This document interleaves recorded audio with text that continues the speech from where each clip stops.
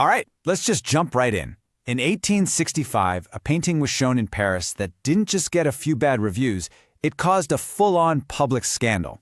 We are talking about an uproar so intense, the painting literally had to be protected by armed guards. So let's get into the story of that painting. And this is it, Edouard Manet's Olympia.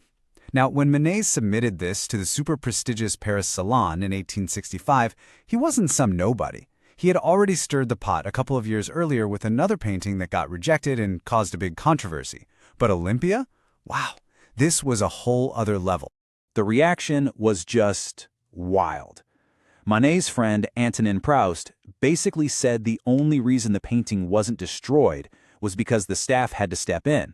I mean, people were actually trying to attack it with their umbrellas and walking sticks. So you gotta ask, what was it about this painting, this woman lying on a bed, that can make people so unbelievably angry? Why did this one image hit such a raw nerve with the people of 19th century Paris? Well, to get it, you have to understand the salon itself. This wasn't just some local art show. This was the most important art exhibition in the world. And the folks in charge? Super conservative. They expected what was called academic art. You know, beautiful, moral paintings based on myths or history. Manet, well, he gave them something else entirely. And the backlash was, you guessed it, immediate and brutal. Critics, the public, they all piled on, calling it immoral and vulgar. One critic even said her body looked like something from a morgue. They saw it as a total insult to everything they held dear. But to really understand why, you have to see what painting they were all comparing it to.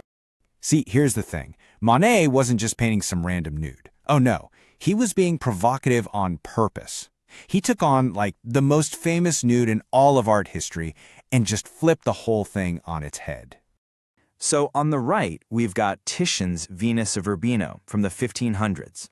This was the gold standard, right? A gorgeous, mythological goddess, totally beautiful, totally acceptable. And on the left, Manet's Olympia. You can see he's totally riffing on Titian's layout, but every little choice he makes is a direct challenge. Let's break it down. First things first, it all comes down to her gaze. Just look at the difference here. Titian's Venus, she's got this soft, passive glance away from you. It makes the viewer feel powerful, in control. But Olympia? Nope, she stares right at you. It's direct, it's confident, it's confrontational. She's not some passive object for you to look at, she's looking right back. And that simple change made people really, really uncomfortable. Okay, now let's look down at the foot of each bed. What do you see?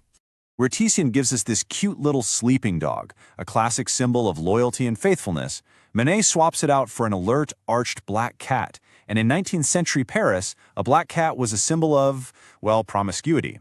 And to take it even a step further, the French slang for cat was also a pretty crude term for female anatomy. So yeah, not exactly subtle. So when you put it all together, what do you get? Titian painted a myth, an ideal. Manet painted reality. And not just any woman. He was painting a Parisian courtesan, a prostitute. Even the name, Olympia, was a common stage name for sex workers back then. Her hand isn't inviting you in, it's blocking you. Her body isn't some soft, perfect fantasy, it's angular and real. He wasn't painting a myth, he was painting the uncomfortable reality of modern Paris. And that right there, that refusal to paint a pretty lie instead of the messy truth, that's exactly why Manet's work was so revolutionary. It's why people today call him the father of modern art. The writer Émile Zola, one of the few people who actually had Manet's back, he said it perfectly. He basically said, look, all these other artists, they're lying. They're correcting nature to make a fantasy. Manet's radical idea was just, why lie? Why not tell the truth? And it wasn't just what he painted, it was how he painted it. On the left here, you see a painting by a guy named Ernest Messinier. He was one of the most popular, most expensive artists of the time. Look at that detail. It's almost like a photograph. Now look at Monet's painting on the right. It's blurry, it's energetic, it looks kind of messy, right? That's because Monet wasn't trying to perfectly capture every single detail. He was trying to capture a feeling, the feeling of speed, of the chaos of the crowd. As a true realist, Monet's whole goal was to free painting from being just an illustration for some old story. He didn't want you to read his painting for a hidden moral. He just wanted you to see it, to experience the modern world right there on the canvas. And that idea that how you paint is just as important as what you paint, that is the absolute bedrock of modern art. But believe it or not, the story of Olympia doesn't end there. In recent decades, art historians have started looking at the painting with fresh eyes, and they've realized that for over a century, we've all been missing a key part of the picture. So let's go back to the painting one more time. We've talked a lot about Olympia's gaze, and yeah, it's powerful. But is she the only one looking out at us? Take a closer look at the other person in the room. For decades, the black maid in the painting, we know her name was Lar, was basically just treated like a background prop, a symbol to contrast with Olympia's whiteness. But contemporary scholars are saying, hang on, let's look again. Notice her gaze. She's looking out too. So what does her presence mean?